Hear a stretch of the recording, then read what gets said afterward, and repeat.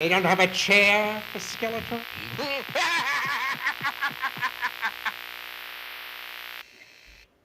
Ladies and gentlemen, boys and girls, children of all ages, Cinema Chop Shop and Movie Mass Reviews proudly presents to you the masters of the freaking Cineverse. How you guys doing today? Make sure you guys chime in and say hello, and let us know that you are here. Say hello.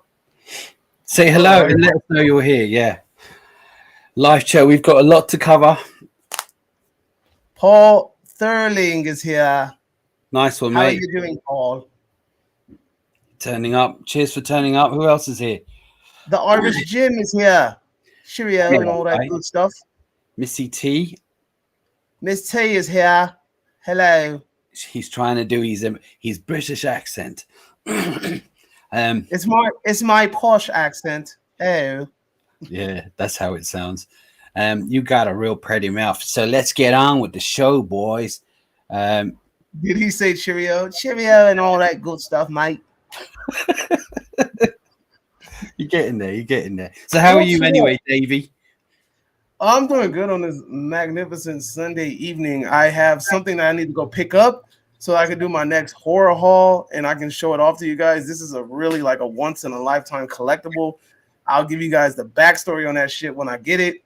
But yes, it is awesome. Trust when I say this. I'm fine. Thanks for asking. I was just about to say, how you doing today, man? How you doing today? You're over here breaking up like, you know. Yeah, over here I'm not gonna lie, it's November and it's beginning to look a lot like Christmas. Unfortunately, Mariah Carey starting to surface and shit. You know oh my god, Mariah Carey, yeah, she's about to hit. I bet I haven't watched any MTV or any of that yet, but I bet it's already on. But anyway, look, where are we? All right, so we have a few things to talk about this evening. Nothing massive or breaking because there's been a slow week, but we still have stuff to talk about. People who love movies will be interested in all this. And first of all, off the top, it's not part of what we were going to talk about, but something that you brought up earlier on about Gears of War. Gears of War. Yeah, so Dave Bautista has been petitioning for a very long time to get a role in Gears of War. And it's starting to look a lot like this might really happen because Netflix has announced that they're making a Gears of War film, correct?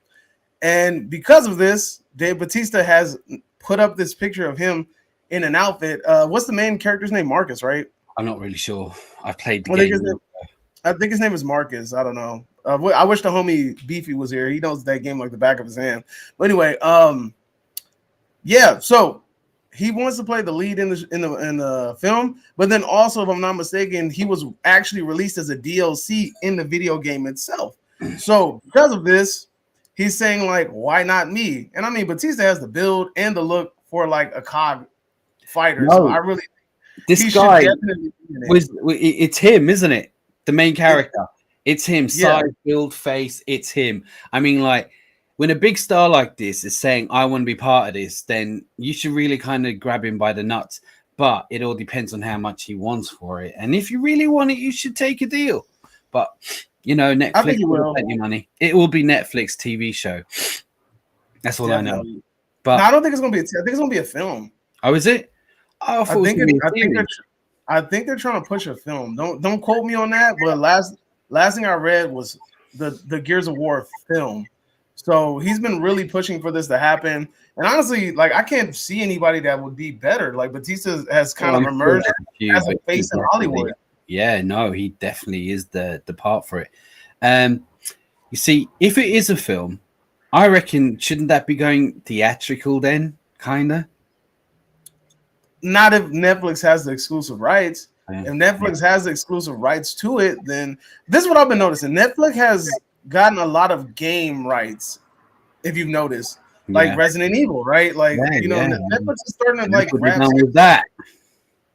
Yeah, exactly. So they're grabbing these gaming rights, and then Netflix has grabbed a lot of anime rights too. So because of this, they're kind of cornering the market on certain pop culture things. Now, the bad thing about it is Netflix doesn't have a really good track record when it comes to adapting anime and now games into a film. Like they're not good. Like I didn't watch the Resident Evil movie that came out on Netflix. It was Netflix, right? But I heard it was like really bad. The TV series recently was Netflix. I'm not sure if the movie was, to be honest with you. but I know Yeah. the like, recent TV show, which, by the way, after one episode, I was out. I was done. So yeah, like a light. But yeah, so I do think Batista. I mean, I've played Gears of War on Xbox because it's exclusive for Xbox, as far as I remember. And yeah, it was. I played it years ago, and it is a lot of fun. I know it's got a massive following, but one thing's for sure, I do know what the character looks like, and Batista is it. Do you know what I mean? Batista looks like it. If Batista's not the lead guy, he looked like somebody that was serving that crew because he's big. Because they're exaggerated looking characters, but he actually is an exaggerated looking man. So it's like, you know, and even his facial, everything. So yeah, I'm 100%. You know, whether it would be good or not, I don't know. But you know what? And it's got to be an expensive thing to make because it's all sci-fi and action and aliens. I mean, it's got to be a few pounds behind it. But Netflix definitely has the money. But I need a solid chainsaw gun kill though. If yeah, they can give me one solid good chainsaw gun kill, like I'll be happy. Well, but I do remember the chainsaw gun kill. Oh, the chainsaw. But they have. I think they also have to kind of keep the, because that game was bloody as hell, and I think they need to keep that essence alive. Like you need, if somebody gets hit with a shotgun, I need to see them blow into pieces. Like I don't want to see it on like the screen, if I remember. Yeah. Now, I don't know about that part. I wouldn't go as far as like I want blood to splatter on the screen, but at the same time, I would want like it needs to be gory. Like it can't just be like some atypical like, oh, we're just gonna run around and shoot some people and that's it. Like, you know? Yeah. Well, I mean we haven't got much on it, and that's all we have about Batista. But so you know, if we hear any more, we will update you. But I want to know, you guys out there who's watching, what do you think? Do you like the idea of Batista being in it, or do you think who cares? Let us know in the comments below. Like and subscribe as normal to both our channels. And if you haven't done it already, what are you waiting for? And for those who are, I know, what are you doing? Now, if you're watching live, what do you think about Dave Batista in Gears of War? Now, I know some of you out there going, that's a game we don't know what you're talking about. Go and Google it. You'll know what I'm talking about. Yeah. But look, real quick. Trivia for you guys in the chat. Where was that from? Where was that from? What are you waiting for, huh? What are you waiting for? What movie is that from? Anyway, so we'll take some chats. Don't remember. Wow, y'all try to figure it out. All right. I like random trivia. The Irish Jim says it is Marcus. That's what I thought. It is Marcus. Kung Pao 19K says I almost forgot about the stream. How dare you, sir? How dare you? All right, and then we have that he's on your stream. Then we have Hannah Jones saying video game adaptations are often bombed though. Not often, mostly. Yeah, but Sonic was actually pretty fucking good. Sonic was good, and Sonic was probably like the exception. The Last of Us is coming out in January, I think, or anyway next year, and I'm really hoping that really hits the nail. And going by what I've seen so far, it looked like it might, but I've been fooled before 100 times. But yeah, definitely. I saw Dave Batista live at a wrestling show. That's cool. So did I. Blow up West Ham Stadium, bring it on. All right. the man is a unit. I don't know what that means. That sounds like some British slang. About blowing up West Ham. Let's see. Hannah Jones says it's from Scary Movie. Yes, it is. And the Irish Jim plugged the original in. I Know What You Did Last Summer in Scary Movie. Yeah, it's from I Know What You Did Last Summer. You said who said what? Batista blow up West Ham Stadium. Yeah. Hannah Jones said that. All right, so you're not a West Ham fan then? I don't know what the hell that is. It's a football and club. Then CLJ says, "Howdy ho." Oh, Sean's in the house. What's up, Sean? Sean says, "What up?" Thanks for joining, Hannah. By the way. Hey, Renamon's in the house. What's up? I grew up with the Batman the animated series. We're getting to that soon. Wait for it. We're getting to Kevin Conroy very soon. We've got a couple of things very soon. And we're going to be talking. Yeah, we got 12 people in the house so far. Hey, make sure do me a favor, guys. Invite somebody. Invite a friend. Invite people. We need to build this community so we can do more. And you know, it's fun doing. What I was going to say is just for a quick update, in case you don't see the nice pink thing at the bottom of the screen that it took me ages to do. We're going to be talking about John Wick's new trailer, but is it being milked? Brendan Fraser's the Whale and something about that. Snoop Dogg is having his own Biopic. film doing. Yeah, we'll talk about briefly about Godzilla and Kong. Something new has just come out about it, and we're going to be talking about Kevin Conroy and a bit about him and what we think and rest in peace sort of thing. And Wakanda Forever box office. Oh my god, it's huge. All right. It's big, it's huge. So we'll get into all that. So Ridiculous. first of all, let's get into. Let me get the picture up because it takes me ages to get these things out, and this thing is just annoying. All right. First of all, John Wick 4 trailer dropped a couple of days ago. John Wick 4. There you go. There you go. What do you reckon? John Wick 4 trailer dropped a couple of days ago. Now, Davey, what did you think of it? The trailer. It was cool. I mean, after the end of John Wick 3, I was kind of wondering, like, how are they going to... I mean, obviously, they kind of segued into, like, this will continue. But at the same time, I was just like, I mean, how much more story can you tell? Like, we've already had this guy hunted. Yeah, here we are. They found a way. Exactly. I'm like, how much more story can you tell? Like, this guy's going to wake up from a coma and still be hunted by more people. And then is this shit ever going to end? Will they ever stop? Will they ever stop hunting him? And then when you think about it, like, this first started off as a movie of a man getting revenge because they killed his dog. And like now it's like spiraled into something like crazy, But I love the franchise. It's kind of like the rebirth of action movies, to be honest with you. Like we haven't seen action movies like this in a very long time. We haven't seen choreography like this in a very long time. We haven't seen fight scenes. And honestly, like he's been bringing in people from like kind of like that are known from different genres, Like we've had the people that from the Raid come in and work on this movie, So that's huge. And it's also introducing a Western audience to those Eastern influences. So I think it's dope. I mean, although I feel like, we're getting to the point where it's becoming a bit cliche, I still like what the film has to offer because let's be honest, like, John Wick has been adding a lot to the world in regards to like at least action movies. Well, I watched it and I thought the trailer looks like it's on par with the rest of the movies, all the other three. So it looks like it's on par. It looks exactly like it. I love the world, the comic book world, kind of the under comic book world that they've built with the hotel. What is it? I can't remember that place. They're thinking about making a spin-off about, the hotel you're not allowed. Let me know below. What is it? The hotel, starts with a C, the Continental? Yeah, that's it. I like the world they live in, like that nobody else knows about, Speaking of which, I just want to say is one of my spinoff is Ballerina, though. I only don't know much about it. All I know is spinoff. Okay, so let me just throw it out there.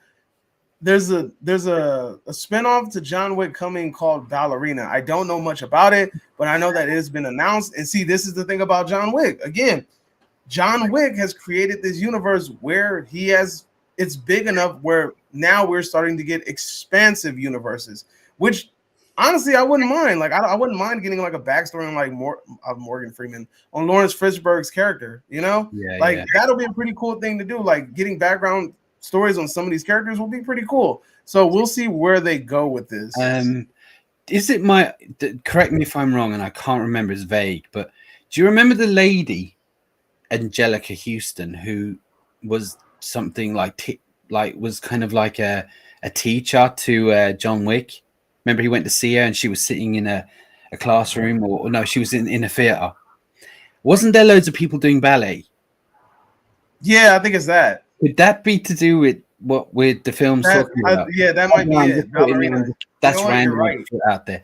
But what I was going to say is one of my favorite scenes in John Wick of all the films, and I know the second one isn't the most popular of the three, even though it's still good, was the end scene, spoilers, of John Wick 2 when he was walking through the park and all the phones were going off, because it was alerted that he's wanted, and all the phones were. I was like, oh my God. And he started picking up speed, and all of a sudden he had to bomb it, and the camera zoomed out. And as you see him running through the park and everyone just picking up the phone, I was like, that was such a good way it was shot, the way it was filmed, the whole lot. I loved it. But what I was going to say is about this one. In the trailer, it felt like they were trying to say this is it in some way. They were saying, you want out, you want your family, you want this over with. This is what you got to do. This is how it ends, right? But that don't mean it will end, because look at Fast and Furious 10 is coming out soon. I mean, how much more can you make of that? You're going to it's great, but that's a good example, because Fast and the Furious lost its essence a long time ago. You know, like when I watched Fast and the Furious, the first one, like 2 years ago or something, and I was like, yo, this is such a good movie. Like, how the hell did we deviate to what we have now? Like, I don't get it. Like, right, we're talking about stealing VHSs and DVD players, and you're trying to find out who did it. To now they're going to space. Do you know? They're going to space. Because even though people don't like it, I even like Tokyo Drift. And I like it because I liked it because it stayed within the context of what the film was about. Yeah. It was still grounded to an extent, if you get what I mean. We can't go to the bathroom without our toilet, our cars. And we can't go and see anyone without cars. We're jumping out of airplanes backwards without training with parachutes. You know, and we're also swinging from airplanes from our cars. Yeah, that's don't what forget I mean. that. But I was also a fan of drifting, so that's another reason why I like Tokyo Drift. Drifting, that was like the first introduction to the Western world about drifting, other than like Need for Speed Underground. Well, I'm saying about John Wick, I hope they don't milk it. And as much as I want to see part 4, and I probably want to see a 5th one, I hope they don't milk it to the point where Fast and Furious, like, it's become even though it's making lots of money, it's become a joke. You know, it's become silly. It just, please don't. I'm hoping. I can't see this film series becoming a joke. As long as they continue to bring them dope ass fight scenes, the blood, the gore, and all of that, I really think that this film franchise can go on for a while. Now, you might fatigue people with it. You might fatigue people with, like, okay, like, we're seeing the same thing over and over and over again. John Wick going do, you know, like, we're seeing the same thing over. So it's like eventually people might get a little bit fatigued from it. But I think they got at least like 5 solid films and a couple of spinoffs before they should kill it. Well, all right, I can go with another one. I'm sure, because like at the end of the last one, I was like, I want another. So yeah, but there will be a point where I'm like, all right, I don't care anymore. But my question is to you guys out there: do you think John Wick 4 is enough? Do you think they're going to do more? Do you think it's going to be milked, or would you just keep watching the franchise till they do 110? Let us know in the comments below. Like and subscribe if you haven't already, and if you're watching live, what do you think? All right, we're about to get to it right now. But fun fact before we start taking notes, I actually got a chance to see John Wick 3 like weeks before it came out at a screener, and dude, it was so cool. They gave us like free merch. I had like a freaking the hat that said excommunicado on the top. They gave it's really cool. When you get to go to like some of the screeners, you get some really cool freaking swag sometimes. All right, so first up, CLJ says they're milking it. Well, I don't know just yet, to be fair with you, CLJ. It's borderline, could happen after this, but I don't think, because there still is part of the story to be told here, you know? So I don't think they're quite milking it yet, but I think after this, it could run into that. But just my opinion. Hannah Jones says, I'm up for John Wick just killing more people. Do we need a storyline? You know what? That's kind of true, but I mean, you know, you gotta entertain me. You have to have a plot and a narrative. You gotta entertain me for a little bit. Like, you can't just. It's just a story, but it works within the world they've created. So yeah, it's called Ballerina. Yes, sir. CLJ chimes in with get Carrie Ann Moss for John Wick 4. Do the Matrix stuff. Yes, why not? I wouldn't be surprised. CLJ, awesome idea. See, well, hey guys, you usually do these at night. Who said this? Henry. Hey guys, you usually do these at night. I know, Henry, but you know, we have to change it up a little bit. We noticed that more people are up during this time, and people actually, like, you know, tune in. Yeah, and then also, like, it works better for Del Boy. Del Boy was getting up at 4 o'clock in the morning to do these reviews and these things, so it kind of works better for all of us, you know. And if you think I was dopey now, you should have seen me at 4 o'clock. I mean, he remembers he was there with all the when we did our Better Call Saul, so he knows. Oh, Henry, yeah, Henry was there for that. I remember. When you jump the shark, you can't go back. Oh, damn. That's funny. CLJ True, the Irish Gym. You got this. It's the biggest joke. Love the other three. I can't wait to see this one. Who's that? Louise Copeland. Louise, hello. Thank And you for very joining. true. It'll work for the Matrix reunion. Don't replace Kiana, and it will live forever. Well, yeah, Kiana. See, it works for Right, Kiana because me and you Kiana were can't act for talking about shit. this the other day So he's about like, Keanu Reeves. Kiana's dry as shit, but it That's works what for I'm him. saying. He's not a great actor, but he As long as brings they don't do John Wick energy babies, I'll be to it. happy. Let's see. John Wick has been quality though. Action movie franchise usually don't have 4 good movies in a row. This is We true, haven't seen the Henry. fourth yet, though. This could be shit. It could be, but I don't think so. I think they're going. Jonathan Rogers. Hey, Jonathan Rogers, are you Hey, John. new? They will milk it, but I Hello, still John. watch. You know Jonathan? Yeah, he's got a real pretty mouth. Oh, Jonathan's one of your mates. He knows Got what I'm you. talking about. I've never seen John Wick. Paul, you never seen John Wick? That's crazy. Who's that? Who said that? Paul. Paul, you've never seen John Wick. Cancel. Keanu's doing all this shooting and fight scenes, and he's like 58 years old. Hey, Him. he out here trying to live his best life. He out here doing the Tom Cruise thing, you know? Tom Cruise is 60. By the way, Tom you know Cruise Tom old as Cruise shit, running around. is actually going to space and going to be the first person ever to shoot a film in space. Now, I know you've seen footage in space. He's actually going, and he's actually going to space. I don't know what film it is. Something's coming out where he's going to space, and he's going to be the first person ever to be shooting a film in space. That's Tom Cruise. What else? I mean, Right, last comment. do. Last comment. It says John Wick isn't going the way of the Die Hard franchise. The first Die Hard is one of my favorite movies. The rest weren't the best qualities, you know? You know, I like Die Hard 2. Die Hard 2 I actually like Die Hard 3. I thought Die Hard 3 was so good. You know, where it was Jeremy Irons sending him all around with Samuel Jackson. We had to wear the. That's part 2. No, that's part 3. Dude, with Samuel Jackson, it's part 2. Die Hard with a Vengeance. Get the fuck out of here. Die Hard with a Vengeance, part 3. Die Hard 2. That's 2, fool. Oh my God. Ain't that part 2? All right. Someone in the comments educate him. Part 3 is Die Hard with a Vengeance with Samuel Jackson and Jeremy Irons. Samuel Jackson's in part 2. Second one is the one where they're on an aeroplane and it's snowing. Number 3. Oh, shit. Chrissy, Die Hard 2 at Die Harder. Ah, that is part 3? Oh, shit.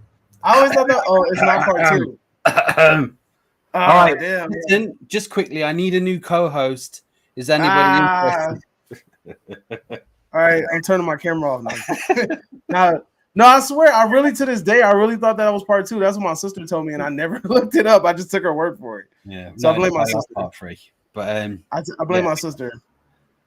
All right. So let's jump. Oh yeah, so let's jump on to the next subject, and it is next subject. Kevin Conroy. R.I.P. Yeah. Well, this gentleman died a few days ago at 66 of cancer. And I think it was bowel cancer, as far as I know. I think, no, intestinal cancer, sorry. And a lot of people have been saying it came a sudden. I agree. I felt it came out of the blue because I was watching him in something recently in an interview. But it turns out he had been battling this for a while. Now, for those who don't know, who don't live in the world that we're living in now, Kevin Conroy done the voice of the iconic Batman animated series. Yes. And some people go, it's a cartoon. No, it wasn't. It could actually be the greatest cartoon ever. And I'm a Superman fan, and I like the Superman, but the animation in general.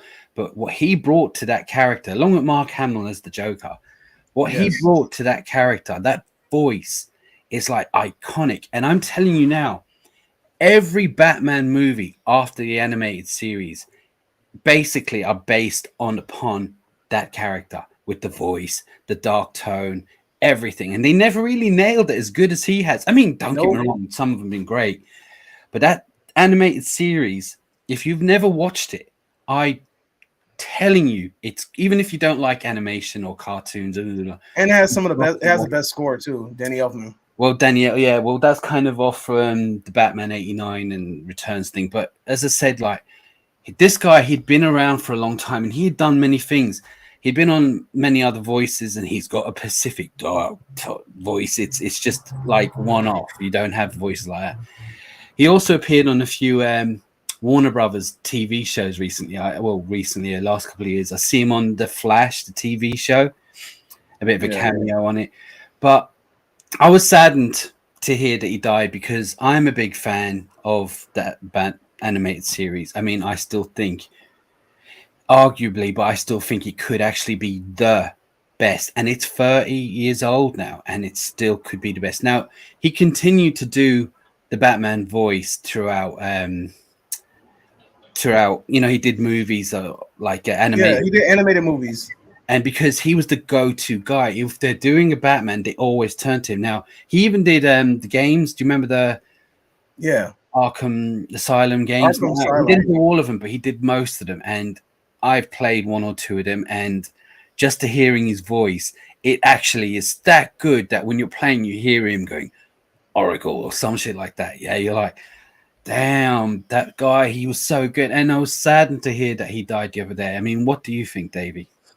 Yeah, it's very heartbreaking that we lost him, and it was from what I read, it was a very short battle with cancer as well, too. Turned out it was longer than people knew. He was going for a while. Really? I'm sure. They didn't tell anyone. Now, his husband, I didn't know he was actually out. I mean, I knew him. I thought I knew quite a lot, but I didn't even know he was married, a gay man. I didn't even know that about him. But yeah, his husband came out and said it was actually quite a while. He'd been battling for a while, probably kept the secret, but he didn't even. I just also want to say what I know is that, he turned up to a lot of cons, surprisingly. He loved going to the Comic Cons and whatever. Even when he's not actually on the billing, he would turn up and just hand out his autograph without any payment or anything. He was very generous. He just loved going to them, and he loved meeting the people who loved the animated series. So, it seems like... And it's rare to see somebody do that, too, because I've been to a couple of conventions, and, you do see people just walking around. Like, sometimes you see people just randomly just walking around, and you're just like, isn't that so-and-so, or isn't that so-and-so? Like, it's crazy, like, when you really, think about it. But for him to just, willingly, fans run up to him and he just signs their autographs, that's a sign of love, because when you go to these conventions, you realize that a lot of these people are dollar watching and they really out here trying to get money. And we know who? Huh? Do we know who? Oh, definitely. You want me to say it? Peter Weller, dude. Off top, that was probably the greediest motherfucker I've ever met in my life. But that's a conversation for another day. But yeah, all of them they get their money.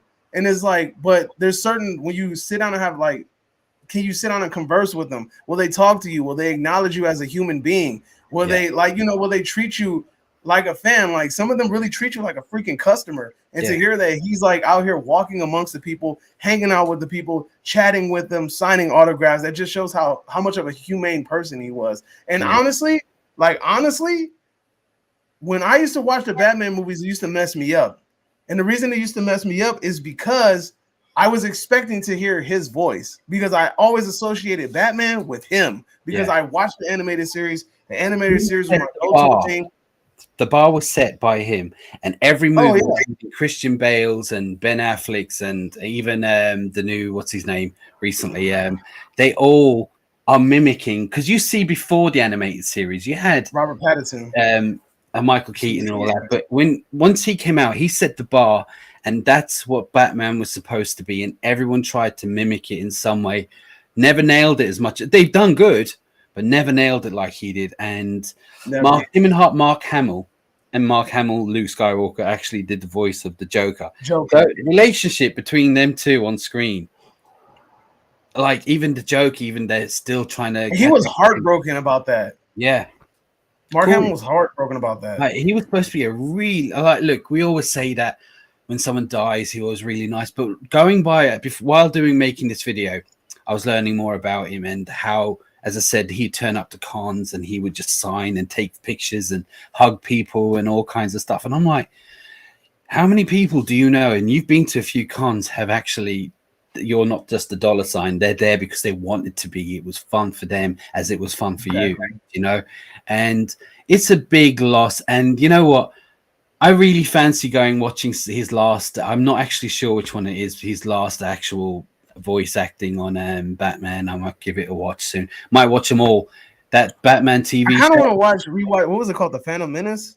No, Mask of the Phantom. Mask of the Phantom. There you go. The Phantom Menace. What the hell? Star Wars. Yeah. Mark Hamill-ish.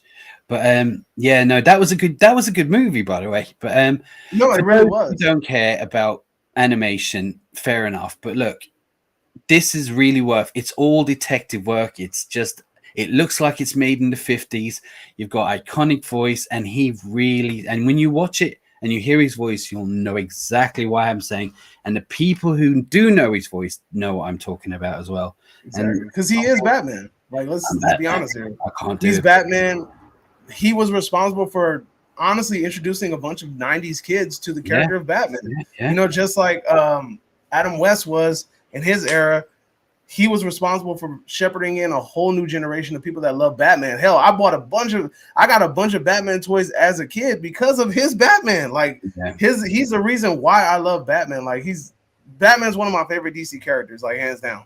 Honestly, he's probably like one of the only DC characters I like. And that's one of the biggest reasons why, because I grew up with this TV show and it was everything to me, you know? Yeah. So RIP to that man. I'm big loss. But my question is to you guys who are going to watch this later, what do you think? I mean, do you think that you're going to be able to watch a Batman animated cartoon after this without even thinking about him? Let us know in the comments below. Like and subscribe as usual. And for the people in the comments, let's see what you got to say. COJ with the prayer hands. RIP to that man. Let's see. The Irish Gym. It won Emmys. Yeah, that's true. Yeah. And what's up? He was Batman. He's Batman. Jonathan chimed in with the first adult cartoon, in my opinion. Yeah, and so it was. It still is. It's so rewatchable. Oh hell yeah, definitely. That show has hella replay value. Mr. Freeze, they reinvented him for that series. Same as Harley Quinn. Harley Quinn was never actually in the comics. She never existed until that show. Before that show, and became who she is now because of that show only. I was born in 2002, so I didn't really watch the Batman animated series, but Kevin Conroy's voice was absolutely perfect in the Batman Arkham Asylum games. He had the best Batman voice. He did. It's true. Let's see, Tyler. Hope the stream is fun, my boys. Thank you, Tyler, for joining in with us. Cheers, mate. We've lost a lot of great people this year. Seriously. COJ. We will do something about that towards later on, more in December. My favorite live action Batmans are Christian Bale and Robert Pattinson, but Kevin Conroy had the best Batman voice, in my opinion. You know what? If he physically looked more like Batman, I would have said, look, you need to be on a live action movie, and that's all there is. Do you know? Definitely, right? Yeah. I will miss him. It's funny because he kind of looks like the Joker. I will miss him. RP is such a great contribution to voice acting and made Batman his own. Yeah, very true. When you think of voice acting, there's a handful of people that come to mind, but I would say he's in the top 5, even the first, along with Mark Hamill. Him and Mark. Giselle, I'm late. Christopher. It's all right, as long as you're here. Sad face. Another sad face. Jim chastising her. How could you? I am shocked. Well, maybe not that shocked. It's been a busy day. They're having a conversation. We're gonna move on. Mark Hamill's Joker is Batman. Is in the Batman Arkham Asylum games. My favorite Joker ever. I would have loved to seen the Joker in the live action Batman movie. Yeah. Well. All right. So, question for Dale. Dale, who did it better, Heath Ledger or Joker, or Jesse Eisenberg as Lex Luthor? Jesse Eisenberg was the best Lex Luthor you could get. Seriously, he blew me away. I mean, I watched Superman, Man of Steel, Batman versus Superman the other night just because it was Jesse Eisenberg. Are you crazy? Who the hell asked that question? Who asked Gallagher passed away too, the comedian with the sledgehammer. I heard about that. I'm not very familiar with that comedian though. I'm not sure either, to be honest. Hi guys, sorry I'm a little late. Superboy. Oh, Super Clark, my bad. I called him Superboy. Justin chimed in. What's up? Mike. And then Giselle, yeah, catching up with all the good stuff. And then Justin with a big RIP. So let's go ahead and shimmy our way into the next topic. Right. But well, RIP to Conroy. No, big time, for real. Like really, big time. It's just awful, and a horrible way to go. But you know what? He won't be forgotten, and that's for sure. Now, on to some different news that's a bit more uplifting, I suppose. Wakanda Forever. Now, as we all know, it came out this. I mean, if you didn't know, where have you been? It's just popped out a few days ago. Now, you're probably wondering, why are we talking about it? Well, because today is Sunday, and earlier today, the numbers come out, and this has hit $180 million domestically. Domestically. Now, if y'all don't know what domestically means, that means only in the U.S. Worldwide, this is in 2 or 3 days. Worldwide. 4 days. Well, yeah, 3 days. Well, Sunday's not calculated. Yeah, it's still not. Today's numbers ain't out yet. So Sunday, worldwide, it's $330 million worldwide. That's now. I actually think it's got potential to be the biggest box office movie of the year. Now, it hasn't beaten Maverick yet. The numbers will come out later on. Yeah, it might have, right? Because as far as I know, Maverick hit about nearly 250 million over by the end of Sunday night. It's still Sunday here, so we won't know till tomorrow. But regardless of that, it's the biggest November opening of all time. Whether you like the film or not, doesn't matter. It's massive. The last biggest November opening was one of the Hunger Games at 158 million, which was quite big. But this thing, I mean, did you not think? Did you know? You knew. I knew this was going to be big. But I knew this was going to be big. Based off of first, we're riding off of the death of Chadwick Boseman. Rest in peace to Chadwick Boseman. We're riding off of that.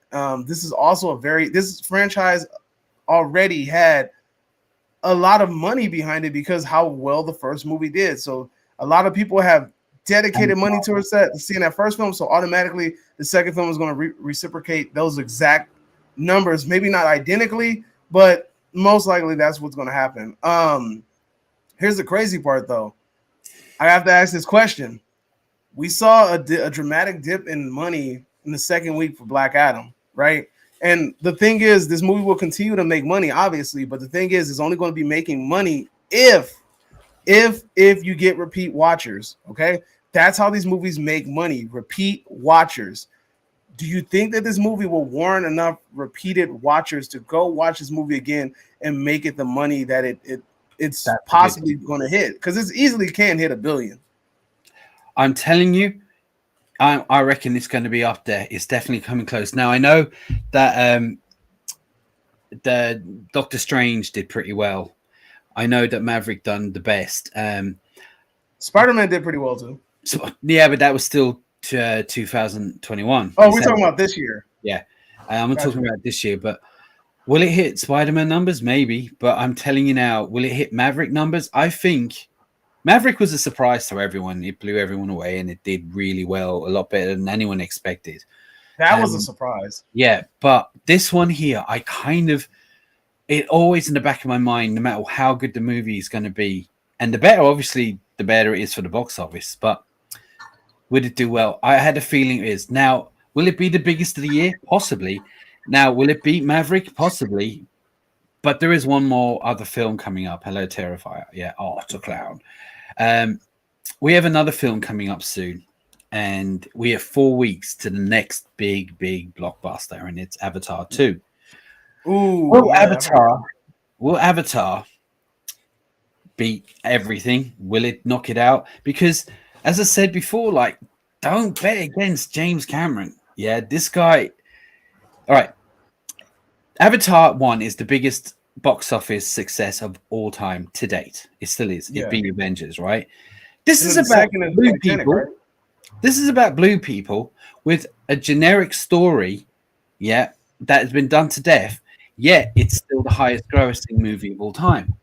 So will the sex? So don't bet against James Cameron because like, have you seen South Park? Wherever James Cameron does, he does because James Cameron does because what he does is what he does, or some shit like that. Anyway, but what I'm saying is though, but I do think Black Panther 2 has the potential. Now, Black Adam, maybe. This has definite potential to be the top of the year. I mean, this could pass everything. Now, what did you think? I mean, if you want to see a review, check out his review on his channel on Cinema Chop Shop. He done a review of it earlier or yesterday. And I don't share the opinions of a lot of the general audiences. I'm just warning you now. He hates everything, but he didn't hate it. No, I don't hate everything. I'm just being honest about it. But we'll talk about that later. What I was saying is that I thought it was a good movie. I don't think it's no, it was a good movie, but we'll talk about it. Greatest. I'm just going to give you my little without spoilers. I liked it. I thought it was a really good movie. Don't think it was the greatest, but I still think it was a solid movie. I will watch it again. It's a good movie for a Marvel movie. So yeah, and does it deserve it? The money it's getting? Well, yeah. I mean, if it's bringing in the people and it's getting people back into the cinema after the pandemic, then yeah. If it's doing that, then it deserves it. What do you guys think? Do you think? Wait, segue into that shit. Hold on, wait. Damn, you just do that. Good Lord, damn. I've been waiting for you to stop talking for like 20 minutes already. I'll never stop talking. All right, anyway, look, before you do that, one, I didn't hate the movie, okay? For a Marvel movie, it's good. As a Black Panther movie, it's bad, and I will elaborate on that later. Now, I will say this about the Black Panther franchise. The Black Panther franchise has they've created something that's very unique. They have found a way to entice two of the biggest buying markets in the United States. All right. The African-American buying market is huge. Okay. We buy shit. So the fact that you're enticing that market automatically says that this movie is setting up for a big blockbuster smash hit. Now, they have enticed another market, which is the Hispanic Latin American side, right? That's another powerhouse buying market. Now, my question is, though, if there are any Hispanics or Latino people or Latinas in the chat, please let me know. Did this movie's cultural aspects or cultural representation made you interested in seeing the movie from a Hispanic point of view? I really want to know this because I want to see something. I want to see something. All right. Did it entice you culturally to want to see the movie? All right. I know I got a few Latinos and Latinas in the chat. In there somewhere, chime in. But yeah, I think that because it entices those two markets, that it has a possibility to be freaking huge. If the markets buy in, at least. And it's a Marvel movie. Oh yeah, definitely. That's Marvel. You're automatically going to get repeat watchers because heroes, Marvel audiences are so dedicated to. Even if they don't like it, they'll go and see it again. That's all there is. Oh, definitely. I mean, all right, now you can segue out. Thank you. All right, so what I was going to say is, look, what do you guys think? Do you think it deserves to be as big as it might be? Do you think it will be the biggest film of the year? Let us know in the comments below. Hit the like and subscribe button. And if you're watching in the live chat, what do you guys think? Do you think this film could possibly be the biggest box office movie of the year? Let us know. What we got to say? All right, so Giselle chimed in and said some scenes were filmed in Puerto Rico. I can see that. That movie was filmed a lot of different places. They had some really good set shots. CLJ chimed in with definitely to Billy. Hannah chimed in with Maverick was awesome. CLJ replied with Maverick's the GOAT. Would you believe he responded with, you haven't seen what? What's wrong with you? And then CLJ chimed in with Avatar. And then look at Justin with his blasphemy. I don't think Wakanda Forever will hit Spider-Man No Way Home numbers. I don't know. I think it is. I think it will. I really do. No Way Home ain't even a good fucking movie, bro. Let's keep it a buck around here. All right. And then he said that's just me. We keep it a buck around here. No Way Home ain't even a good movie. That movie is only good because of the Tobies. All right, so Maverick was one of the recent favorites. Looking forward to Terrifier 2, though. Ooh, Jonathan, you ain't seen Terrifier 2? What are you waiting for, huh? Yeah. What are you waiting for? It's really good. We need to start loading up some clips so we could throw that in randomly in the middle of like freaking like our shows. All right, overrated on the film. Yes, I'm betting against James Cameron. Who said that? CLJ, very risky business out here. The GOAT. All right, let me tell you about the GOAT, right? CLJ, Mad. he made a film about a boat crashing in the water and two silly people running around for 3 hours, and people went to see this. It was the highest grossing movie of all time. And guess what beat the highest grossing movie of all time? James Cameron. Again, with blue people with a generic story. Let me tell you, do not bet against him, CLJ. First, Avatar is overrated. Second, will be 2. I actually agree with that. Well, regardless, Maverick was always going to do well. Jet fighters are awesome machines. It was going to do well. Hey, I'm not going to say that because that is a movie and a product of the 80s, and I was not sure if it would be able to be sold to a modern audience. Yeah. So I'm not going to say that it was always going to do well. Tom Cruise is not a guaranteed bet on person. I'm sorry. I'm looking forward to Black Panther 2. Winston Duke. That man's bark is epic. Oh yeah, you ain't gonna see too much of that, man. All right. So can't get into Avatar maybe in the future. Avatar ain't that fun, bro. You're not missing nothing. Black Adam, no. Black Panther 2, yes. Avatar 2, only fueled by nostalgia. Nostalgia. All right, so Giselle said, I think it will. CLJ said, $1 trillion black dollars. Dave is right. 1 trillion in black dollars.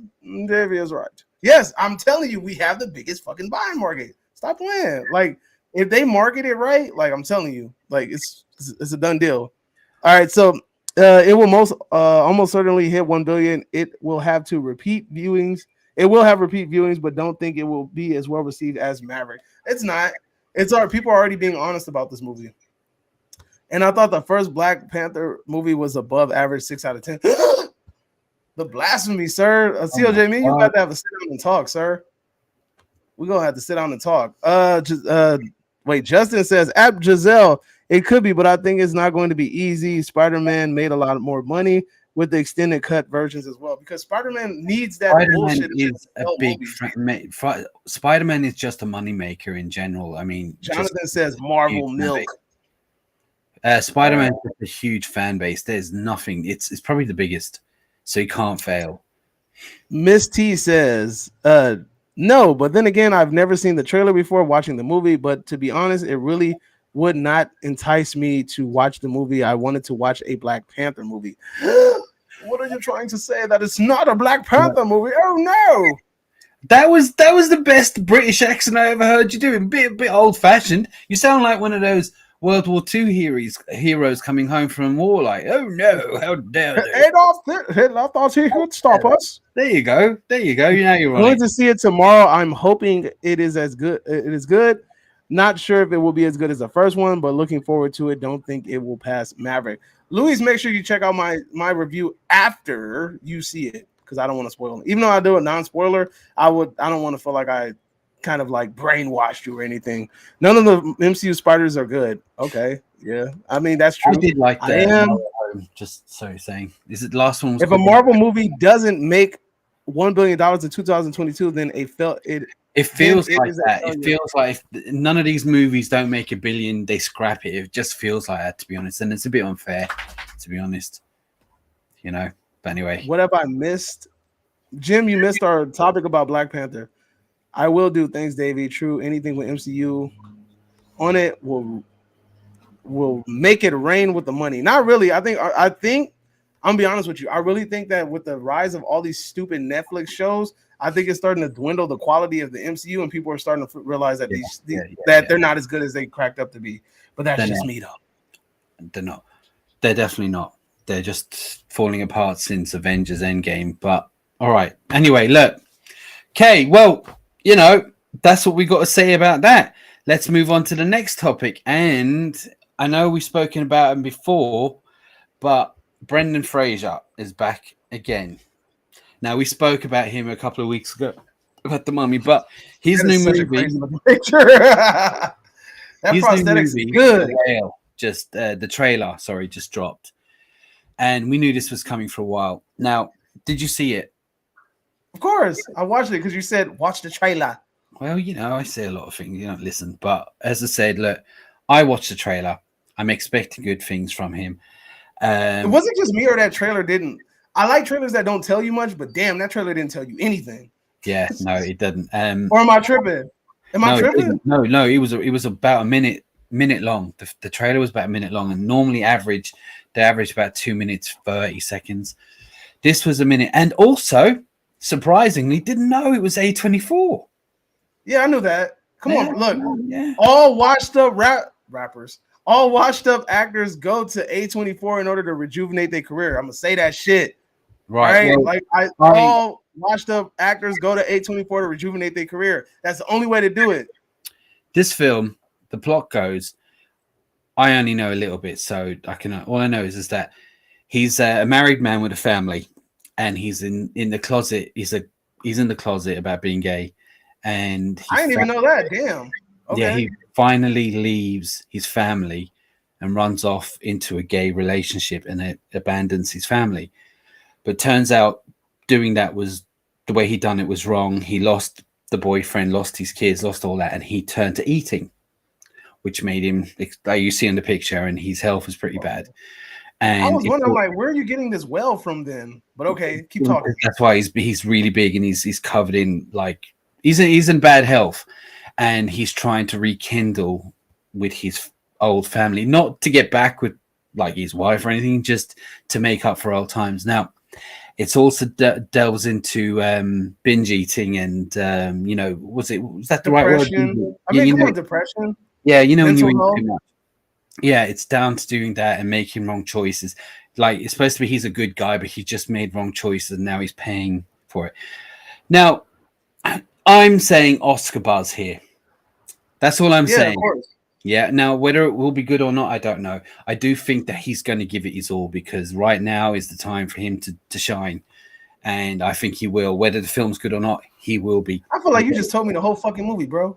That's all I know. You just told me the whole movie. I'm sure there's more to it than what I just said. I'm not sure if I got it 100%. I mean, of course, look, at the end of the day, like, I already know that there's more to it. Like, you know, it's all about execution. That sounds all good and dandy, like, on paperwork, but like, until we see it like in action, like, we won't really know if it's executed. That's what I mean.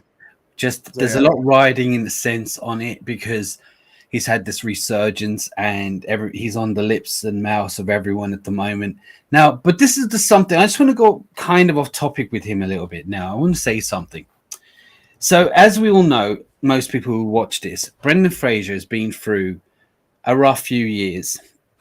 He's had maybe 20 years been bad, and a lot of people know him from The Mummy and is it George of the Jungle and stuff like that, all the kind of cheesy. He did that, Monkey Bone, Bedazzled. Yeah, stuff like that. But a lot of people. Hey, Bedazzled is low key one of my favorite fucking movies by him. That's a funny ass movie. Because Liz Hurley's on it, so you know, with her British accent, and then Monkey Bone is funny too. But like, he has some dramatic chops on him. You know, he's done some dramatic movies like The Quiet American and stuff like that. He can act. Never heard of that.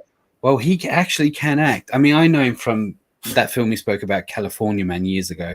I know it's a different name where you guys are. Isn't it Encino Man or something? Something like that, where he's a caveman or something or whatever. But I know him since then.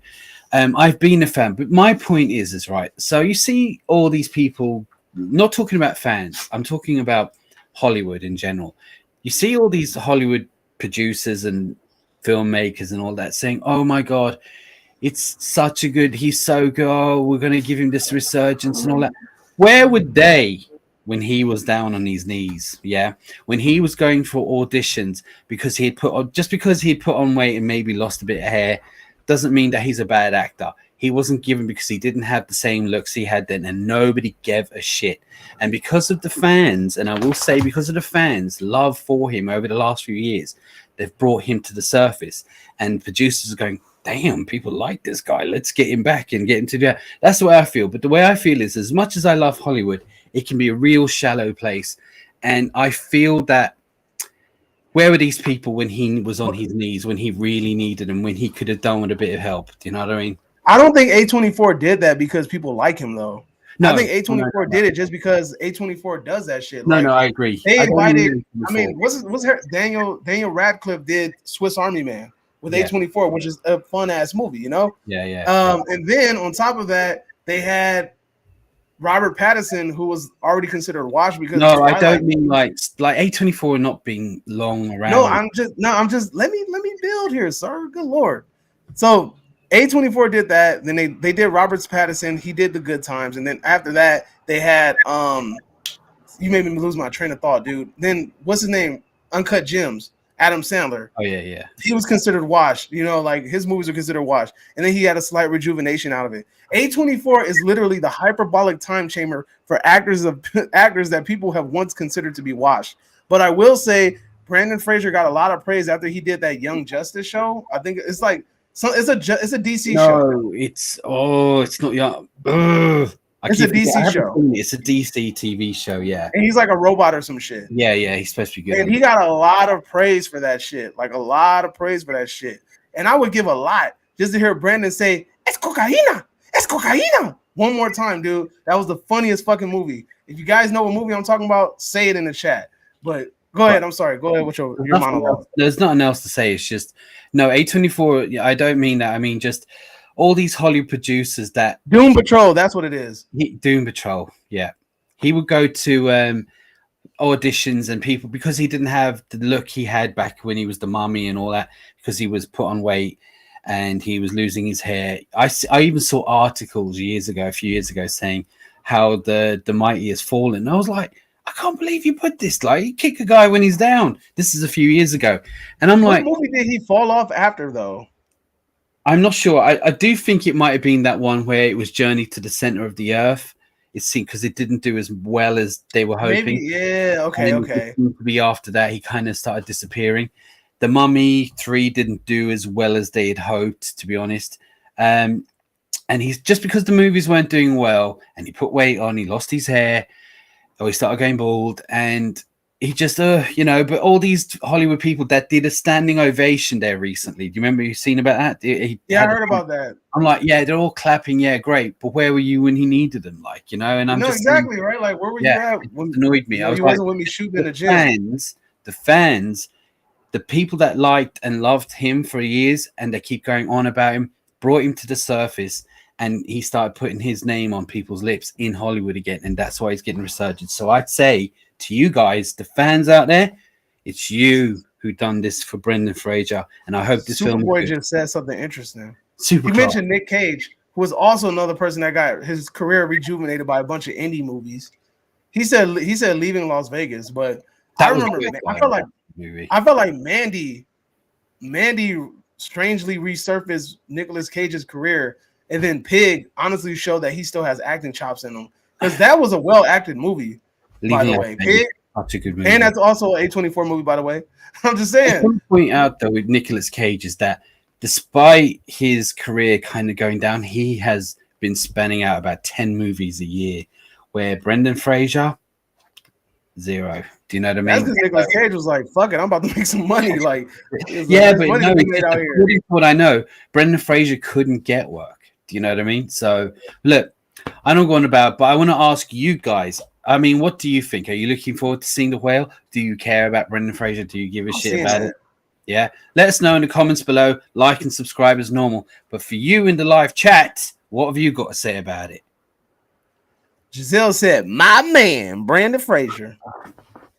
And then CLJ said, Brandon's back babies. What the fuck? I don't know what that means, but that shit sounded funny though. Hannah says The Whale is Oscar bait, but Brendan Fraser deserves a good role. Yeah.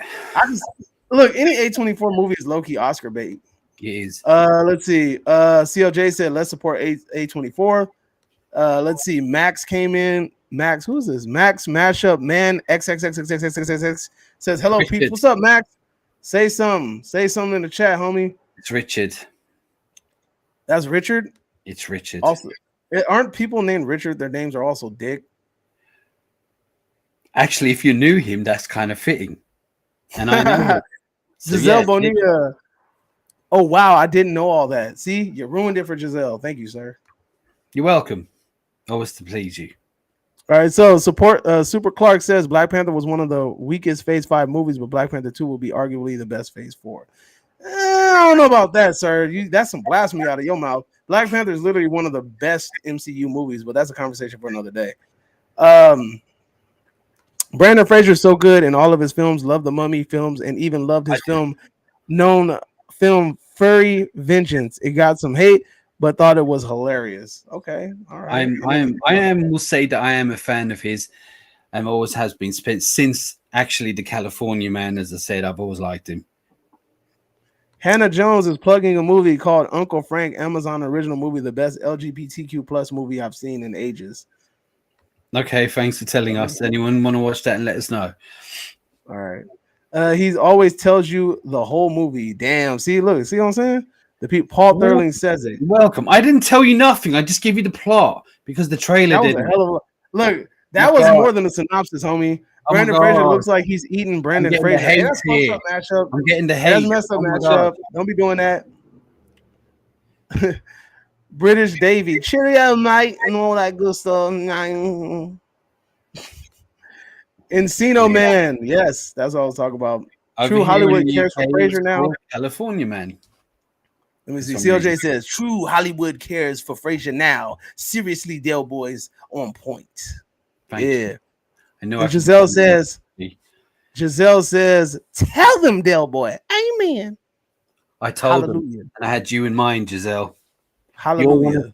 Giselle, just want to point out to everyone that Giselle has a horror group. It's a Horror Resurrection on Facebook. It's a really great group that I like to talk to people in there. It's really good. And she is one of the most important people in there. But I happen to know that Giselle is a big Brendan Fraser fan. Yes. And I mentioned we were going to talk about him. She has been a fan of his before all this resurgence. She's been supporting him, and people like her is the reason why we're getting him in The Whale. And that just pointing out, big love to you. Justin says, Davey said, hyperbolic time chamber. I'm done. Doom Patrol is amazing. Yeah, Journey. Then he had an accident that ruined his back. Oh, okay. So CLJ says Brandon Fraser had an accident that ruined his back. Sounds like this could do it.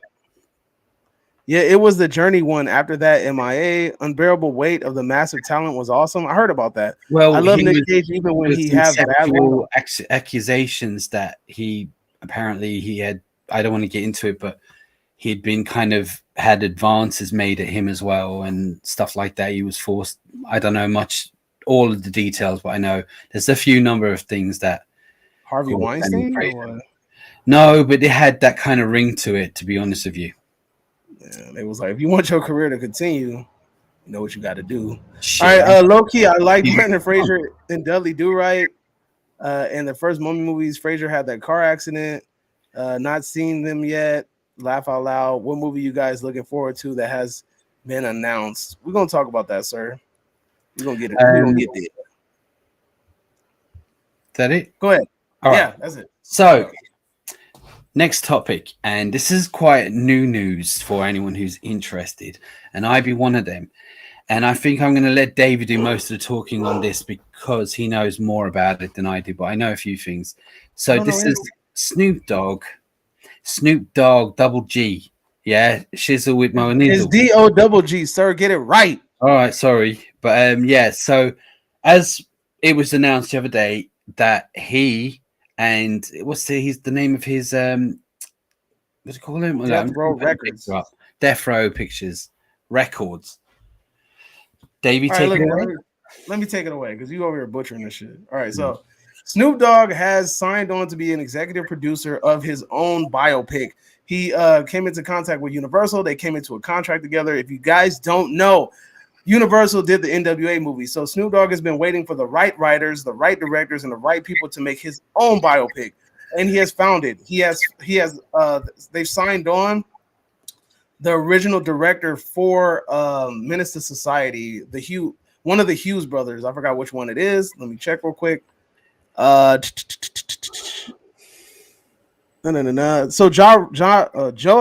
Joe Robert Cole, who wrote the first Black Panther movie, and then also Alan Hughes is who directed Menace to Society. So that's the director and the writer. So those are some big names tied to this project, to be honest with you. The writer from Black Panther and then the director from Menace to Society. You say Dead Presidents. Dead Presidents. Yeah, they were good movies. I mean, Dead Presidents, Book of Eli. Yes. Book of Eli. Yeah, Denzel Washington. I actually really like that movie. I've watched it a few. Gary Oldman. That's a really good movie. So it's onto a good start here. Now, when it comes to Snoop Dogg, I really think he has something to say. There is a story to be told there. This guy, Hell yeah. I mean, he's been through it. He was accused of murder. He's been in gangs. Him up, which is it Suge Knight? Yeah. No, Suge Knight and all that kind of stuff. What happened with the murders and all that. And I'm just saying is that, you know, and today he's a celebrity, a likable, fun type of a fella. And whether you like rap or not, you know who he is. And he does come across as a pretty nice guy. He's quite funny. I've seen him at roasts and stuff. He's actually quite funny. Yeah, he's funny as hell. But he has a story to tell. There is something I wanted to say about him, just for you know. So I need to confirm the actual when and how, but I'll tell you what I know. So a few years ago, he was in the UK touring, doing whatever. I don't know what he was doing. He was here. And he was driving past a youth center where there was these kids and they were painting their young kids painting the youth center with like just trying to brighten it up. He stopped the car and got out and spent the rest of the day painting it with them, with no cameras around or nothing. I mean, like, you didn't have to, but can you imagine being one of those kids saying, I spent the day painting with Snoop Dogg? Like, you know, this guy has a story to tell. He seems like a nice guy. He's been through all of it. He knows. So that's a film I'd like to see. And because when you really think about it, you have his early life that a lot of people don't know about. So that's going to be interesting as well. Yeah. Then you have the story about him before when he met Dre and then signed to Death Row, and then all the crazy stuff that happened when he was on Death Row. Then you have the conflict he had with Tupac before Tupac died, and then you also have the conflict that he had with Suge Knight when he was trying to get out of his record deal, and it ended up going to No Limit.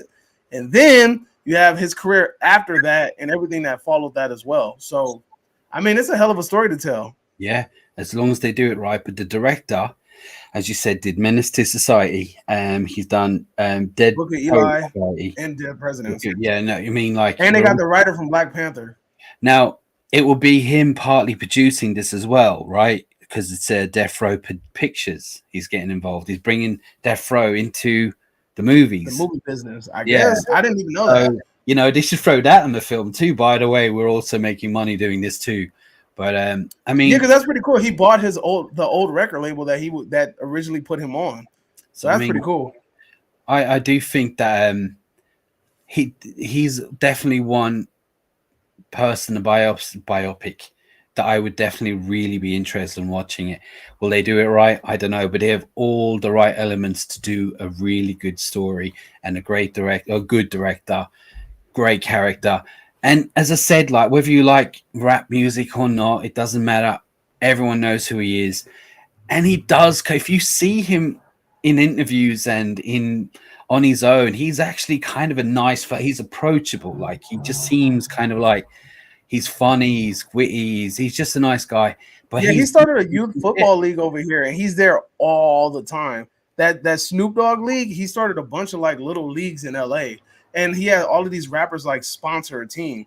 So all these LA rappers sponsored a team, and then like that's why we have all these different little football leagues out here, like for kids. So he's the big reason behind that. He called it the Snooper Bowl or something like that. It's funny. But he's a you know, he's definitely an icon. He's been around for a while, and I still remember that first song that I know of was Snoop Doggy Dog. That was, I remember that. Wow, anyway, wow, yippee, yeah, it's a good. But anyways, I said like I think it's good. But what do you guys think? I mean, do you looking forward to it, or do you just going to give it a pass? I will say this before I carry on. There's been a few life stories recently that's come out, and including Queen and Bohemian Rhapsody, that were not at all accurate. Now, Snoop Dogg executive producing this one might change that. Maybe, but I really hope, like, when you watch it, when they do this film, they don't. And everything's going to be dramatized, and that's fine. We get it; it's a movie. But I really hope that they stick, because he has a story. Just tell the story, like Freddie Mercury had a story. Tell the I actual. just hoping they like Elvis. You know? Elvis was such a fucking disappointment. That's what I'm saying is with Elvis. Like, there's just so many piss takes and changes and overlooks, and I don't mind certain things, but then you're watching a film, you're like, this had nothing to do with the real person. What am I watching this for? This isn't real. This is just a movie. But I hope it's real. I hope they stick to a legit kind of accurate story. But my question is to you guys, do you want to see it? Do you care? Do you want to give it a pass? Do you hope it's accurate? Let us know in the comments below. Like and subscribe, as I keep saying, and let us know. Now, for the people in the live audience, what have you got to say? So somebody says, let's see, David Scott says, in a review on Glass Onion looks good, like Knives Out. Well, it's a Knives Out film. But then look what I got in my email. Screener. Yeah. And what is that for? Glass Onion. Anyway, so let's see. David Scott says, any review on that? Who else popped in? Irish Jim says, all the pimps in the crib drop it like it's hot. Del Boy butchering Snoop Dogg as usual. What? Who said that? Mashup. You know what? You are a dick. All right. So Hannah says Snoop Dogg producing his own biopic. Isn't that a bit pretentious? No. Well, I mean, you can say it like that, or you could just say he wants to get it right. Or he just wants to make a lot of money. That too. Giselle, I would watch it. Snoop got a story to all the way back when the beef was real. Exactly. Not like it's fake ass.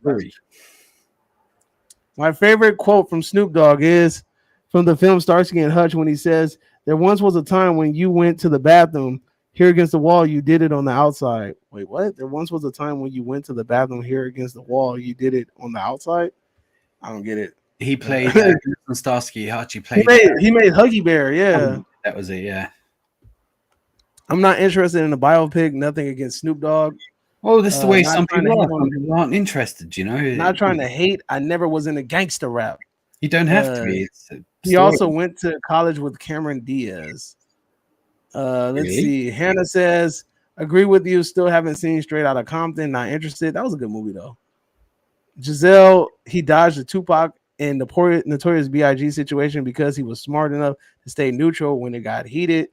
True. Snoop knows how to make the Benjamins. At least he's not acting in it. Dude doesn't have the chops. That's fucked up. Let's see. Superboy. Wonder if they will bring up his Just Eat ads. Jonathan loves Snoop Dogg's Corona commercial. Love Gangsta Paradise. What the fuck? That was Coolio. Anyway. What the fuck? Del Boy's going Oasis again. Mashup. He not as good singer as Franco, the X Factor champion. I'm Coolio. Yep, bad influence. They talking nonsense. Yeah, like his lifestyle is interesting enough of a hell of a story. That was a joke. Was that he was now pistol on the side of the wall? Okay, got you. I don't know. I gotta rewatch the movie. But anyway, so we are all caught up. R.I.P. Coolio, and there we go. Caught up. Right. So we have one more little bit of news for you for people who are interested in this kind of thing, and I know this guy on this side here, he knows all about this news. Now, we spoke about it last week, but we're going to talk about something new that's come out, and it is Godzilla and Kong. Take it away, Davey, from the 80s. All right, so Godzilla and Kong, Legendary has announced that they have changed. Well, they didn't even announce it. Some photos were leaked about basically the crew and their merchandise and their swag and things that was given away on set, like hats, bottles, things like that. And it looks that the movie is now officially being called Godzilla and Kong instead of being Godzilla versus. Originally, it was supposed to be called Godzilla versus Kong Origins, but it looks like they are changing the name to Godzilla and Kong. It makes more sense because this is like more of a team up film anyway. So that title makes way more sense. As far as I know right now, the movie has finished doing essential photography in Australia, and next year will be used to promote the movie and also do some filming. So that's all I know right now, but that looks like what is going to be the title. It's not really as interesting as I thought it would be. I thought they'll maybe put like a subheader on it or something, like Godzilla and Kong. I don't know, when worlds collide, some shit. I don't know. Like you could have put like a subtitle on that shit or a subheader and kind of made it a little bit more interesting. But I mean, it is what it is. We'll see. Like I said, the synopsis of the movie is that Godzilla and Kong team up to fight something that's been deep within the earth. So I don't know if this is an original monster. I don't know if it's one of the Toho monsters that they recreated, but we shall see when the time is right. What do you guys? What do you think, not sir? to get confused, but last week we spoke about a new Godzilla movie that's coming out, and this is a separate movie. So, for people who don't know, Toho originally made Godzilla, and they were Asian movies, and they Japanese. They're the Japanese production company behind it. So they have. Last week they announced they're doing a new Godzilla movie, Toho, in November. So this is a sequel. This one we're talking about now isn't nothing to do with that one. This is it's in the MonsterVerse. Godzilla versus Kong. So just to make that clear to people going, oh, but what about no? So this is so this is the legendary Warner Brothers legendary sequel. So the Godzilla 2016, the Godzilla King of the Monsters that came out after that, the Godzilla versus Kong. This is within that universe. This is not tied to the Toho Japanese franchise at all. This is its own American spinoff. What did you think of Godzilla versus Kong? I quite enjoyed it. Oh, yeah, it was enjoyable. I mean, if you're a huge Godzilla fan, such as I am, then you're going to see all the little Easter egg, the callbacks, and things like that. But you also knew that Kong didn't stand a fucking chance against Godzilla when you really think about it in retrospect. But yeah, I mean, it was a fun movie. I loved it. I liked it. It was cool. Now we got to see where it goes from there. I liked all the colors, the effects, the neon lights in the city and all that. It looked really good. It was a good story. When I say it's a good story, it is a story. I mean, what else are you going to do? But as I say, I hate when they involve the humans too much because I don't give a shit about them. But that was a problem with King of the Monsters. Yeah, that was, oh my God. And actually, I found that Shin Godzilla, which is Toho, suffered a bit from that too, to be honest with you. It was good as it was. We see a lot of human involvement, a lot. But again, that makes more sense because that's their format, right? So when you watch a lot of Godzilla movies, you notice there's a format. You see this mofo at the beginning somewhere at the beginning of the movie, you're introduced to him. He disappears, he comes back in the middle, and then you get the final act at the end. It's always been like that. Like that's how all the original Godzilla movies are formatted. You see him in the beginning, there's talking, there's some sort of conflict in the middle, da da da da da da da. He pops up again in the middle, conflict, da da da da da da da, talking. And then you have the final fight or the final little showcase of the monster, and then you end the movie. So that's a Toho format. So I can't get mad at Toho for staying true to their own format, but I can get mad at Legendary for biting that format and making it as boring as possible. Right. I just want to say to everyone that you guys had a go at me for giving up the synopsis of the whale. He just gave us every Toho story plot just there right now in front of everyone. And you're having a go. No, I gave you the format. I didn't give you the format to every movie, he said. So there you go. No, but that's the format. That's not the plot. Like now, if I were to tell you, like, oh, freaking Godzilla versus Mecha Godzilla, the first one was about these monkeys from outer space trying to like invade. That sounds good. Nah, that's legitly what the hell it's about these alien monkeys, bro. They're trying to take over the planet, and they created Mecha Godzilla in order to do like a film that I'd like to see. That'd be It's funny as hell. You should watch it. I will. But you know what? It looks like that is it. That's all the news we have. I mean, there is a lot of news that comes out, and we have to choose what we're going to talk about because we can't fit it all in, and we lose you all anyway. So we had to pick out whatever we could. We don't do another one during the week because we haven't got a big enough community to do this yet. So help us out, subscribe, and we will start doing more, hopefully more if we get bigger. But have you any questions about Godzilla or anything else you'd like to ask us about? Where do I go and get my hair cut and stuff like that? Just anything. Davey. Sorry, guys. You know, you will not agree, but I haven't seen nothing coming out of Hollywood that's worth going to have a good night at the cinema years ago. Always something epic to watch. Now, not so much, I I'll guess. tell you I why. mean, It's because it's the movies are saturated. When back years ago, we would get the blockbuster, summer blockbuster, and there would be a handful in the summer.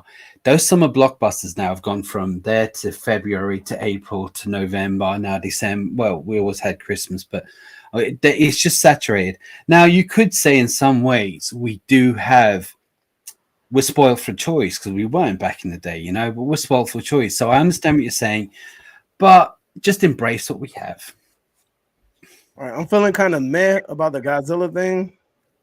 I mean, I understand. Fans will It's like not it. everybody's cup of tea. No, It's not everybody's cup of tea. cup of tea. It's not everyone's tea. coffee and donuts. Hannah Jones, big up to Guillermo del Toro, who creates new monsters. Stop plugging the same shit and Yeah. make something new. I mean, look, hold up. Yeah, he's But Pinocchio. Guillermo del Toro was just trying to push for what? In the Mountain of Madness, and that's a freaking H.P. Lovecraft thing, right? Come on, we can't do that. I do know that he's got Pinocchio coming out very soon. Well, we've got Pinocchio there recently, and we've seen a few. But yes, Pinocchio. To be honest with you, going by what I've seen, I'm looking forward to seeing this. I can't remember. So coming out soon, but it's a Pinocchio done by him. So hopefully that's good. What we got? All right. Did you enjoy Godzilla versus Kong? All right. He said he didn't enjoy it because Godzilla got whooped Kong's ass. Why I muted the chat? Ask you guys a question. What previous films? Okay, here we go. Here's a question. Ask you what previous films not really talked about but really good that you think they should have a second part or a remake? Oh shit.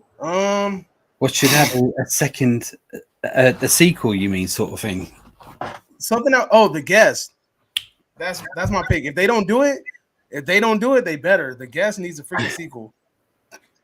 You caught me on the spot here. I want to say Drive too, but I heard that Drive has like an illegitimate sequel. I would think The Guest kind of feels like there's more there. Well, yeah, The Guest, yeah.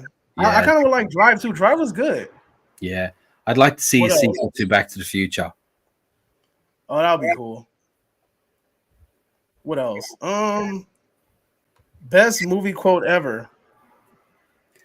Let me think. Hold up. The heart. He has no heart. Then kill him. No, he ain't under death. No, He ain't under death at my hands. This is going to be God's only man, spared by the butcher. And then you hear the girl in the background like, no. Movie. What movie is that? I don't want to say, but I already know because it's literally on everybody. What movie is that? And then also another one is Gangs in New York. Yeah, Gangs in New York. Another one is I'm New York. There's like this long ass monologue about Thomas Jefferson and there's this long ass monologue about Thomas Jefferson and about the founding fathers of America, and then he turns around and say, "America's not a country; it's a business. Now, fuck you, pay me." What movie is that from? I know "Fuck You, Pay Me" is from Goodfellas, and that is a big quote in it's a classic quote in Goodfellas. But I know you haven't seen Goodfellas, so it ain't that. Mine is Samuel Jackson in Pulp Fiction. You know, when he's killing me softly. That's where mine is from. You know, when Samuel Jackson about to shoot someone in Pulp Fiction. You know, my name is the Lord when I put my vengeance upon thee. I think that's one of the best ones. Thanks for the question, though. Godzilla versus Kong. Leave Your Brain at Home movies the past years that we'll look forward to. Hope also has Millie Bob Brown. I think she's becoming. Millie Bob Brown was annoying as fuck in the movie. She gets on my nerves a little bit too, yeah. And apparently she's a bit of a madam in real life. You know, what's your face? I'm assuming Jim is saying what's our favorite Del Toro movies? Hellboy. Yeah, I've got to say Hellboy, hands down. I was thinking the same thing too. And Pan's Labyrinth was pretty good though, but Hellboy definitely 1 and 2. I don't know why they didn't do a third. Just don't. Look, Gangs in New York has so many fucking quotables. Oh, Pan's Labyrinth. You know what? I changed my mind. Pan's Labyrinth is gangster. I love that movie. Gangs in New York. Gangs in New York has so many freaking quotables. You have no clue. All right. So do you know that should they do more Terrifier movies or should they stop with this one? No, of course, there's got to be more. There's going to be another one. But you know, Show me the money. there's going to be a Gangs of New York TV show series. Yeah, I heard that. Yeah, all right. Yeah, of course they're going to do more. You've got to see another 2 at least. But will they milk it? They're going to milk that. Let's see. Hellboy 2, when we were talking before this, from here. I hope they don't commercialize it too much where it becomes to the point where it's nothing but CGI and just milking certain, just making it, losing its indie feel, where the real, the actual 80s kind of low budget, whatever. I hope they just don't. If they want to keep that unratedness, they have to keep crowdsourcing. Yeah, they have to. Hannah Jones says scariest movie ever. All right, look. So I want to say The Exorcist, right? But then also movies that kind of fucked me up as but I saw that as a kid, so that's different. But a movie that fucked me up as an adult was Saw fucked me up as an adult, and I'm gonna explain why. And then also the Poughkeepsie tapes fucked me up as an adult, and I'll tell you why. Saw messed me up because we saw that shit in this grimy ass, gritty movie theater in Huntington Park in LA. And we're walking down the street, and it's like late as shit at night. And Huntington Park looks like the part where the movie theater is at. It looks grimy as shit. So you're walking, you sit, and you hear like footsteps and shit, but you turn around and you don't see nobody and shit. And out of nowhere, this fucking guy pops out of nowhere and starts puking on the fucking floor. And I was like, what the fuck? It was just creepy because you just had this movie where this guy just secretly got drugged and then woke up in a fucking place that he never knew. Like, he doesn't know where he's at. He doesn't know what happened or anything. So that fucked me up. And then also the Poughkeepsie tapes. It's a movie that's shot from the point of view of a serial killer. So he has a camcorder and he's going inside this house and he's moving around the house and he's just watching these people live their normal lives and they don't even know he's there. And like it's such a gritty movie and it feels so legit that it kind of left me shook for a minute. What about you? The Titanic. I'm only kidding. The Omen. I think one of the most frighteningest movies of all time, and I still think it's pretty scary at the top of my head, is The Omen. So it's just something eerie about that film. And is it about to do to when it was made in 76? I don't know. But all I know is you don't see any monsters in it, but you just feel that monster there through the whole film watching, and the devil. You just feel he's there like through the whole thing. You don't see him, but and with that music and all, made by Richard Donner before he made Superman, of course. But it's just the whole eeriness of the thing. Just a quick little thing, and I've said this before. There's a scene in the hospital where mom is thrown out the window by the nanny. Well, that's my local hospital. So every time I go there, I hear that fucking tune going, and I'm like, oh no, I'm just gonna go. But I will say Omen. Recently, there's a couple. I will say The Conjuring gave me chills, and I will say the Hereditary. That gave me some chills. There was a few moments that probably didn't scare other people, but give me a fright. Was towards the end. Spoilers. There's a shadow of a man standing at a door, and he's naked. But for a few seconds, I'm like, "What the hell is that?" I was like, "What the hell is that?" Naked man standing at a door, but it didn't look human. It looked something was wrong with it, and I was like, "That gave me the shivers a little bit." So yeah, don't mind too. Top of my head. All right, and then we have let's see. Giselle says, "I know it. Oh, I know it by heart because of your channel." Oh, that's funny. Yeah, because I have it on my spare thing. When a Babysitter Calls was a good movie. Who else? Seen that. Let's see. Megan is Missing. I had you watch that. You fucking hated it. What else? Let's see. Looking for questions. Insider Man on TV. What did you guys think of Megan is Missing? I liked it. It was cool. I think the ending kind of set it off. But Del Boy didn't like it. I probably would enjoy it the second. It's just there was a lot of digging going on for about half an hour, and now you look back and it is quite frightening to see what was going on with the digging, and it's so the realistic of it. I was just like, well, what's next? What's happening? I was waiting for more to happen, and it didn't. But you look back on it, and it was quite creepy. I think it was Hannah who asked that question, and just out of interest, what is your most scariest movie? Just out of interest. While Davey's on his phone. Yeah, I'm texting the twins. He's bored. We're doing a video afterwards. Yeah, we're going to try to knock that video out real quick. But let's see. Last question. Funniest actor working today. I don't know, dude. I don't find that many people funny. Maybe Sasha Bowen Cohen. Yeah, maybe him. I mean, a lot of people would jump on and say, what's his name from Step Brothers? What's his name from the Anchorman? What's his name? Will Ferrell. Will Ferrell. Nah, I don't know. I don't know. It's hard. Sometimes I don't find a specific person funny. I find a film funny. And I do think Step Brothers is one of my favorite films. And I never liked Will Ferrell up to that point. I just thought, But as I say, like, you know, slap in the face or punch in the gut.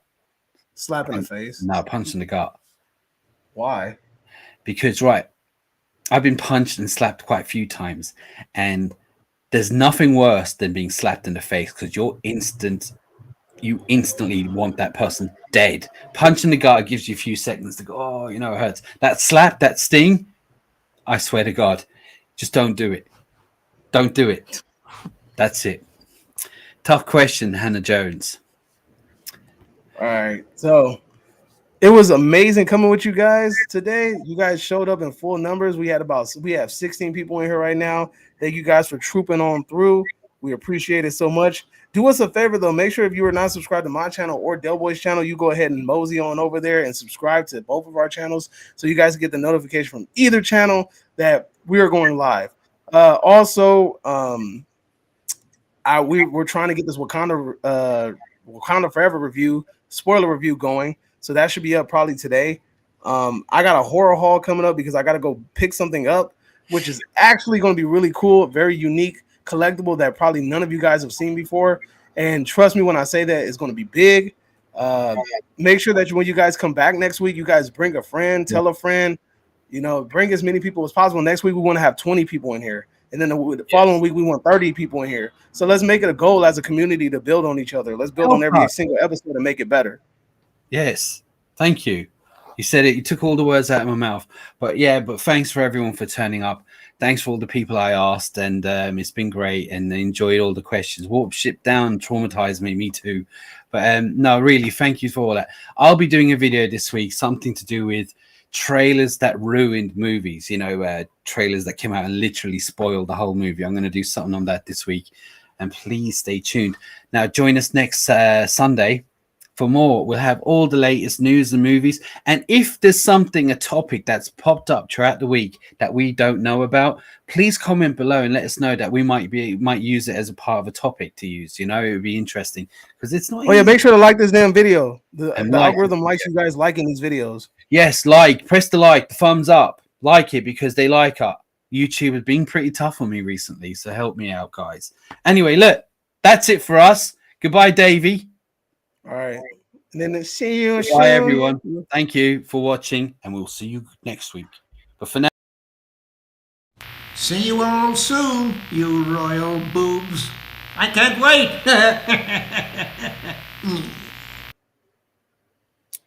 That actually went really well. We had like 16 people in there. Like at one point, my mouth is still over it. Oh yeah, yeah. Don't forget to spit. Too late. Let's see if these two fuckers are going in. There's a lot of people there, right? So Mashup Man, Hannah, Louise, CLJ, Giselle. I don't know who that is. There's a few. It's not